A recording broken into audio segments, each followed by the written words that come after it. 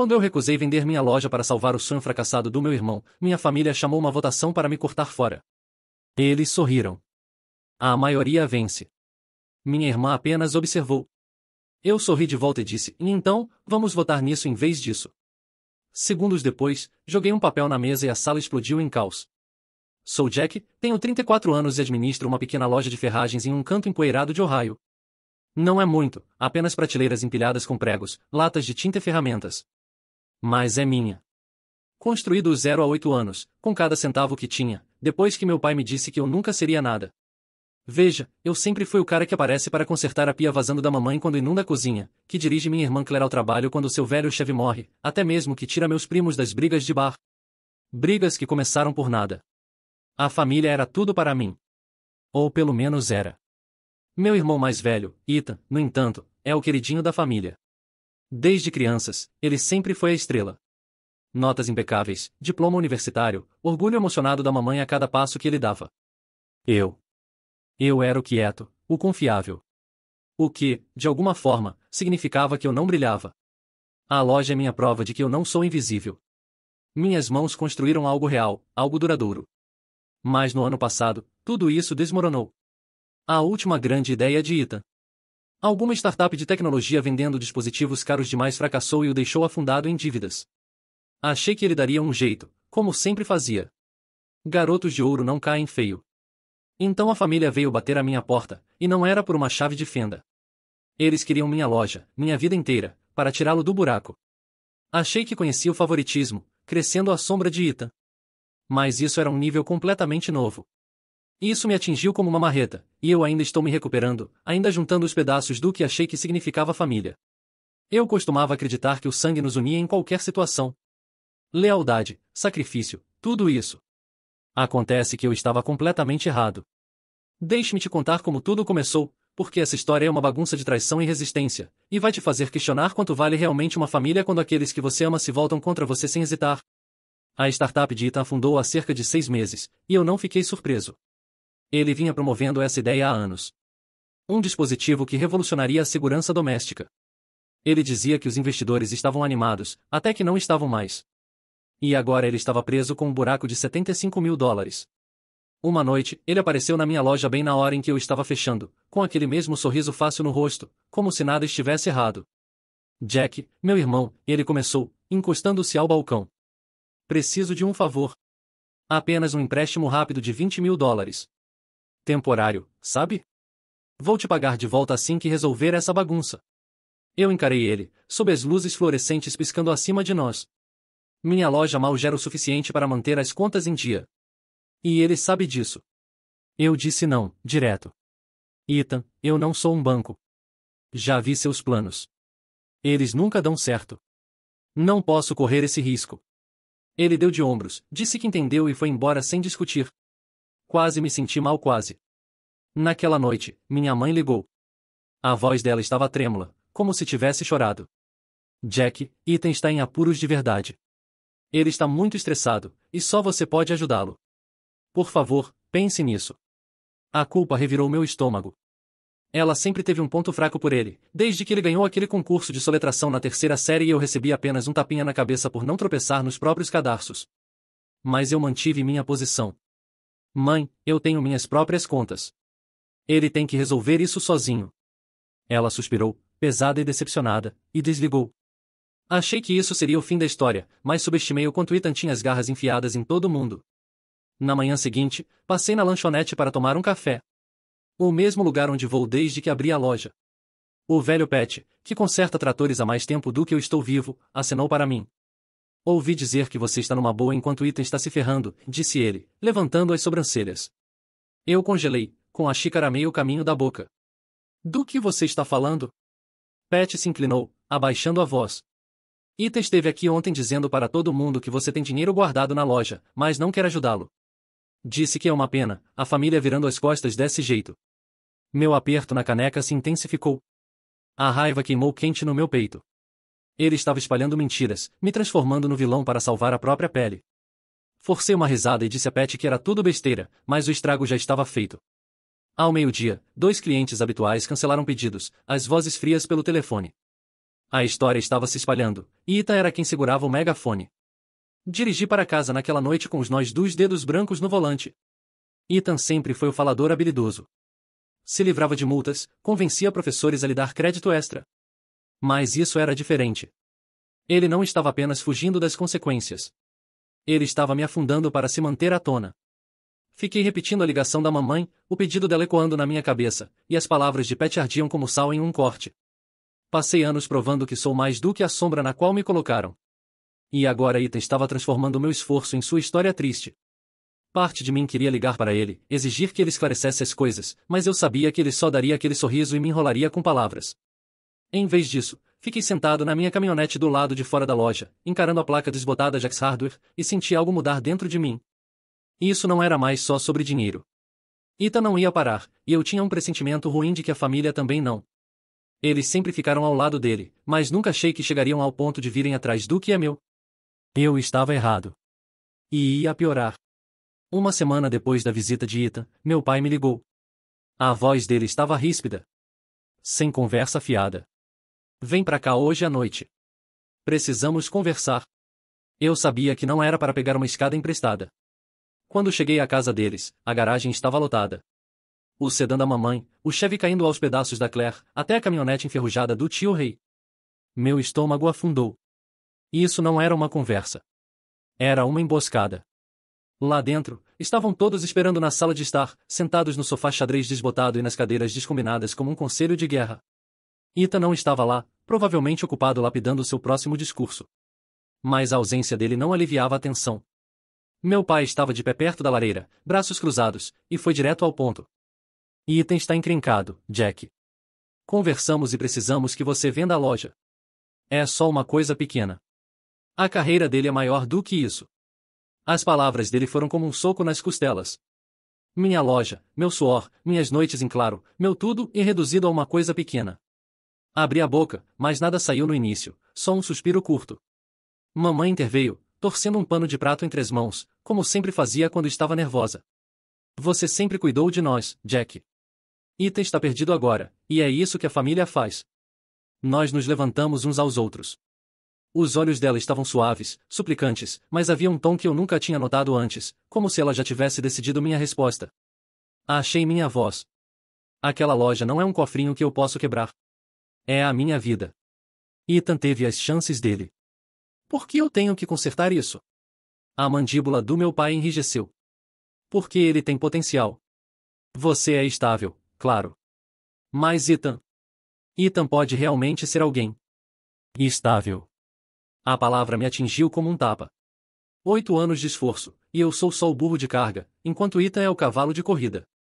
Balancei a cabeça. Isso não é justo. Eu não vou vender. Foi quando a sombra de Ethan pairou sobre nós, sem ele nem precisar estar ali. Claire, minha irmãzinha, por quem já dirigi no meio de tempestades de neve, disse. Jack, não é como se você fosse casado com aquele lugar. Você pode recomeçar. O tom dela era casual, como se estivesse sugerindo que eu trocasse de marca de café. Eu a encarei, esperando ver um sinal de que ela não falava sério, mas ela apenas desviou o olhar. Tio Rei assentiu, resmungando. A família tem que ficar unida, garoto. Ethan é a prioridade. Mamãe de novo, mais suave, mas mais firme. Pense no que ele poderia fazer com um novo começo. Eu senti as paredes se fechando, as vozes dele se empilhando como tijolos. Ethan nem precisava estar lá para me enfrentar, ele já tinha conquistado todos, como sempre. Me levantei, as mãos fechadas em punhos. Então é isso? Tenho que incendiar minha vida porque Ethan não consegue cumprir suas promessas? Eu estive lá por todos vocês, todas as malditas vezes, e agora vocês estão me dizendo que não é o suficiente? Meu pai deu um passo à frente, a voz baixa. Não torne isso mais difícil do que precisa ser. Estamos pedindo, não implorando. Pedindo. Certo. Parecia mais uma ordem, e o ar na sala estava carregado disso. Expectativa, julgamento, e aquele velho favoritismo por Ethan. Peguei minha jaqueta. Eu não vou vender. Essa é minha resposta. Mamãe chamou atrás de mim. Jack, por favor. Mas eu não olhei para trás. Dirigindo para casa, meu peito queimava. Não era só raiva, era algo mais pesado. Eles não me viam como filho, como irmão. Eles me viam como uma ferramenta, um meio de sustentar o queridinho deles. Achei que tinha desviado da bala ao dizer não, mas devia saber que eles não iam deixar isso tão fácil. O que veio a seguir não foi um pedido. Foi um acerto de contas. E me mostraria até onde eles iriam para manter Ita no pedestal. 3 dias depois de sair da casa do meu pai, meu telefone vibrou com uma mensagem. Reunião de família hoje à noite, 19 horas. E esteja lá. Não. Por favor. Sem explicação. Há apenas uma ordem. Quase ignorei, mas algo me incomodava. Talvez tivessem caído na real e visto a bagunça de Ethan pelo que realmente era. Eu estava errado. Quando entrei na sala, parecia déjà vu. Mesmos rostos, mesma disposição, mas o ar estava diferente.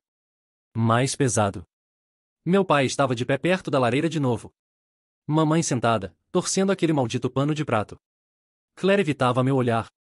Tio Rei estalava os dedos, como se estivesse se preparando para uma briga. Ethan ainda não estava lá, o que deveria ter sido um sinal de alerta, mas eu estava ocupado demais me preparando. Eles estavam todos sorrindo. Sorrisos largos demais, falsos demais, como se tivessem ensaiado. Meu pai pigarreou. Conversamos, Jack. Você não vai vender a loja. Tudo bem. Mas não podemos deixar o Ethan afundar. Então vamos votar. Ou você está conosco, ou não faz mais parte da família. A maioria vence. Minha mandíbula caiu. Uma votação? Como se eu fosse um estranho que eles podiam simplesmente descartar. Soltei uma risada curta e amarga. Vocês estão falando sério? Mamãe assentiu, a voz firme agora. É a maneira mais justa. Precisamos proteger o que importa. Proteger o que importa. Ethan. Não eu. Meu pai levantou a mão primeiro. Depois minha mãe. Depois, tio Rei. Virei para Claire, minha última esperança. Ela já chorou no meu ombro quando exterminou com ela. Dormiu no meu sofá quando não conseguiu pagar o aluguel. Claire. Minha voz falhou.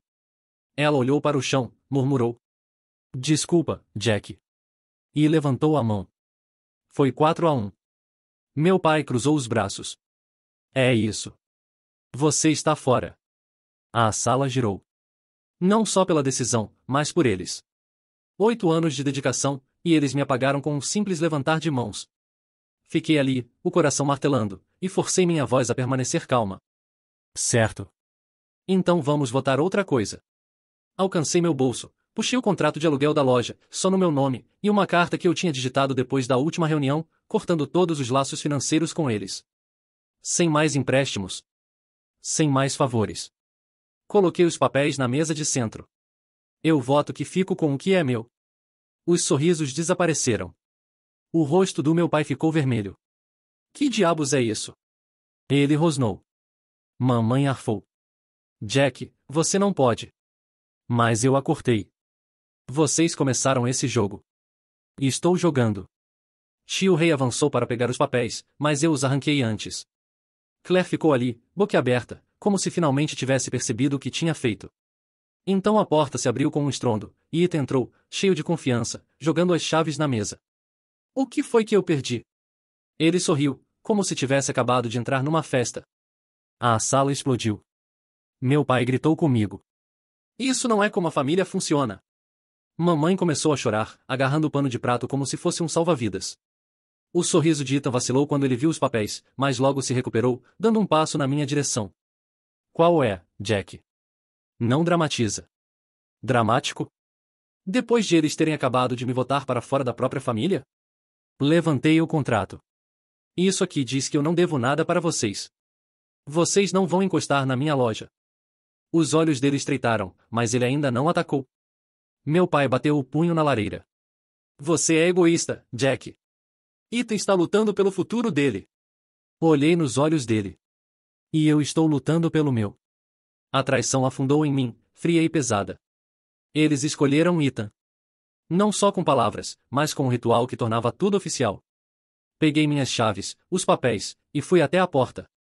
Isso ainda não tinha acabado. Nem de longe. Mas eu tinha acabado de ver as verdadeiras cores deles. E eram mais feias do que eu jamais poderia imaginar. No dia seguinte, abri a loja como de costume. Mas algo parecia errado. O telefone não tocou. Ninguém veio comprar pregos ou tinta. Nem mesmo a senhora Carter, que compra suprimentos de jardinagem comigo há anos. Ao meio-dia, recebi uma ligação de Tom, meu fornecedor. Jack, você tá fechando ou o quê? O pessoal tá dizendo que você encerrou as atividades. Meu estômago revirou. Quem tá dizendo isso? Ele hesitou. Ouvimos boatos pela cidade. Ita estava no bar ontem à noite dizendo para todo mundo que você concordou em vender e seguir em frente. Disse que já estava tudo resolvido. A raiva subiu queimando dentro de mim. Eu não tinha concordado com nada. Mas Ita estava por aí, envenenando minha reputação, afastando meus clientes com mentiras. Desliguei o telefone, as mãos tremendo, e conferi meu livro de vendas. Pedidos cancelados. Sem explicação. Ele não estava apenas atrás do meu dinheiro. Ele estava sufocando meu sustento. Quis dirigir até a casa dele e arrancar aquele sorriso da cara dele. Mas sabia que ele torceria isso de um jeito que me transformaria no vilão. Então Claire apareceu naquela tarde, pálida e inquieta, agarrando a bolsa como se fosse um escudo. Jack, preciso te contar uma coisa. A voz dela era pouco mais que um sussurro. Ethan, ele fez outra coisa. Me preparei. Fala logo. Ela engoliu em seco. Um mês atrás, ele veio até mim. Disse que precisava de um empréstimo para a startup dele. Eu não tinha dinheiro. Então ele pediu as informações da sua loja. Disse que ia ajudar a conseguir investidores. Meu coração apertou. E aí? Ela hesitou. Ele falsificou sua assinatura num pedido de empréstimo de $20.000. Usou a loja como garantia. Minhas pernas fraquejaram. Agarrei o balcão para me equilibrar. O quê? Os olhos de Claire se encheram de lágrimas. Encontrei os papéis no carro dele ontem. Ele ainda não os enviou, mas se tivesse enviado, você estaria encrencado. Sinto muito. Eu não sabia.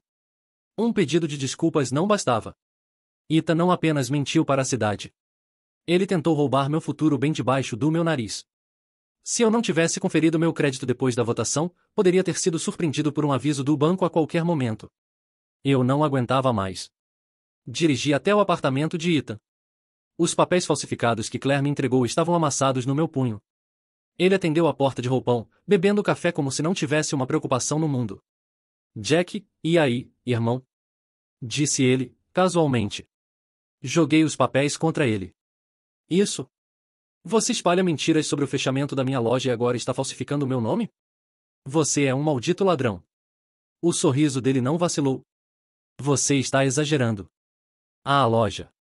As pessoas falam. Elas esquecem. E o empréstimo? Eu ia te contar. Família divide os fardos, certo? Dividir o fardo como se eu fosse o caixa eletrônico pessoal dele. Dei um passo à frente, minha voz baixa. Você não entende, não é? Isso não é dividir. É você me ferrando porque não aguenta fracassar sozinho. Ele deu de ombros, tomando outro gole de café. Você tem a loja. Eu não tenho nada. Relaxa. Saí antes que fizesse algo de que me arrependesse, mas a fúria continuava fervendo. Ita não estava arrependido. Ele era mimado, sempre foi. As mentiras sobre minha loja já eram ruins o suficiente, acabando com minha reputação da noite para o dia. Mas a falsificação? Foi uma facada nas costas, bem profunda. Liguei para o banco, congelei meu crédito e passei horas ao telefone com Tom, implorando para que ele me ajudasse com os fornecedores. Não foi suficiente. Os negócios estavam sangrando, e Ita não se importava. Ele apostou com a minha vida como se fosse dinheiro de troco, e a votação da família começou a fazer sentido. Eles o escolheram porque ele sempre foi aquele por quem dobravam as regras, não importava quem fosse esmagado no caminho. Eu não estava mais apenas lutando pela minha loja. Eu estava lutando para não me afogar nos destroços dele. 2 dias depois de encontrar os papéis falsificados do empréstimo de Ita, Claire me mandou uma mensagem. Me encontre no parque, às 15 horas. Tenho mais. Quase não fui. Os pedidos de desculpas dela estavam começando a parecer vazios, mas a curiosidade venceu. Ela estava esperando em um banco perto do antigo balanço, o rosto abatido como se não tivesse dormido. Sem rodeios, apenas um suspiro trêmulo e... Jack, é pior do que o empréstimo. Tenho investigado. Ela puxou uma pasta da bolsa, cheia de extratos bancários e anotações rabiscadas. Ethan tem desviado do fundo de aposentadoria do papai há anos, milhares de dólares de cada vez. Ele culpava investimentos ruins sempre que papai perguntava. Descobri as transferências no mês passado, mas não disse nada. Não queria acreditar. Peguei a pasta, folheando páginas de números que me deixaram tonto. As datas batiam com os grandes projetos de Ethan. A startup, um esquema de revenda de carros, até algumas bobagens com criptomoedas. Quanto? Perguntei, a voz tensa. Mais de $40.000, disse ela. A loja foi só o golpe mais recente. Ele achava que você cederia, como o papai sempre cedeu. O choque veio primeiro, depois o nojo. Ele não era apenas um fracassado. Ele era um parasita, sugando tudo enquanto eles o aplaudiam.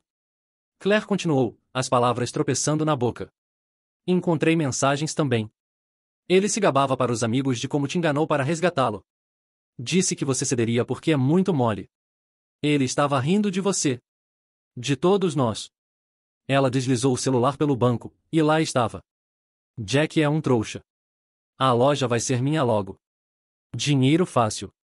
Minhas mãos tremiam enquanto eu lia. Passei minha vida na sombra dele, consertando seus erros, e ele me via como um alvo. Uma piada. Olhei para Claire. Por que agora? Ela mordeu o lábio. Eu votei contra você, Jack. Eu estava errada. Ver ele te destruir assim, me fez acordar. Ele nos engana desde que éramos crianças. Os olhos dela estavam vermelhos, mas eu não me importava mais com suas lágrimas. A verdade era um soco no estômago. A coroa dourada de Ethan nunca foi sorte. Foi um golpe. Naquele domingo, mamãe me ligou para o jantar, a voz frágil, mas insistente. Eu fui. Não por ela, mas porque queria todos eles na minha frente. Na sala de jantar, a mesa estava posta como se nada tivesse acontecido. Frango assado. Purê de batatas. Sorrisos forçados. Papai cortava a carne. O tio Rei abriu uma cerveja, e Claire ficou em silêncio, evitando meu olhar.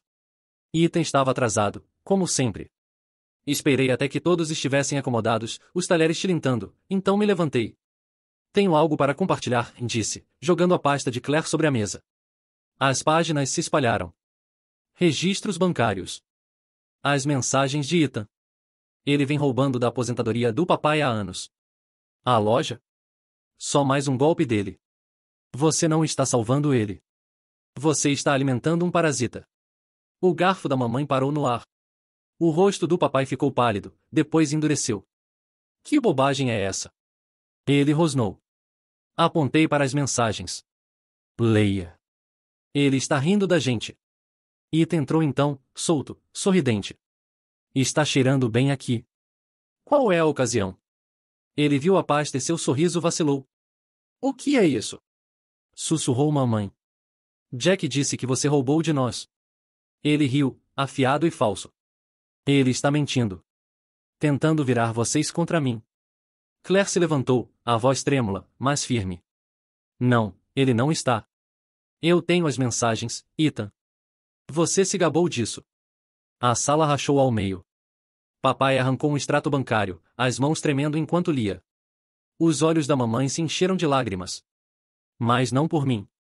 Jesus, murmurou tio Rei. E o charme de Ethan se despedaçou. Vocês estão exagerando, ele disparou, mas as provas eram um laço apertando ao redor dele. Eu não gritei, apenas observei enquanto eles enxergavam ele. Pela primeira vez, o queridinho dourado não brilhava mais.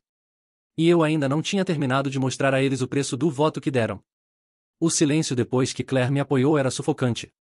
Ethan ficou ali, encurralado, o sorriso substituído por um rosnado.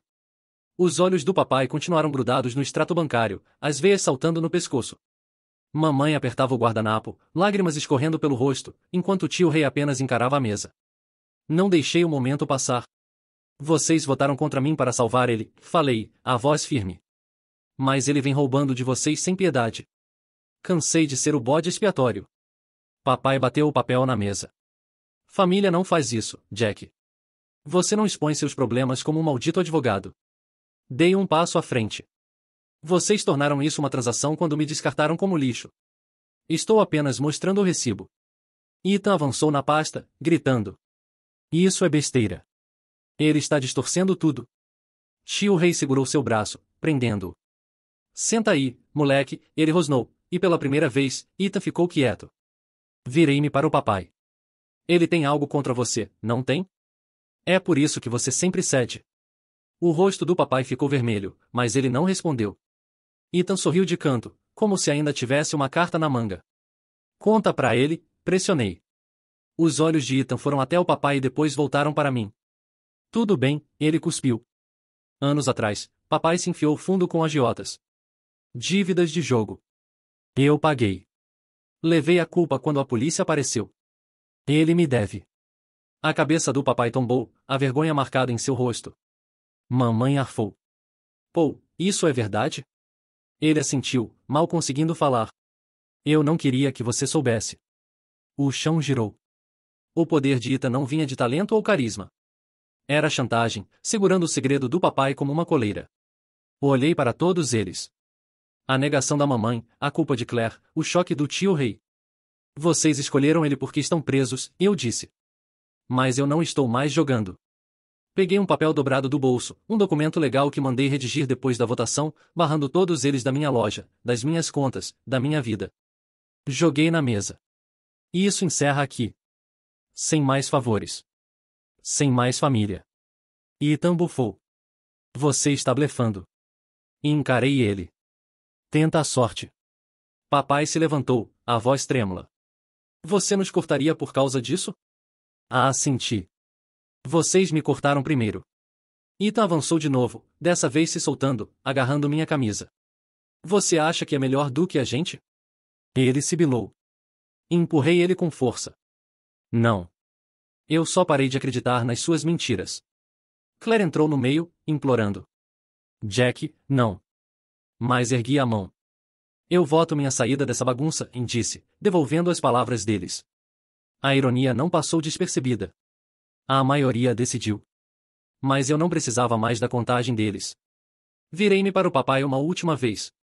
Você deixou ele me usar para pagar uma dívida que era sua. Isso é culpa sua. A boca dele se abriu, mas nada saiu. Mamãe soluçou. Ainda somos família. Mas soava vazio.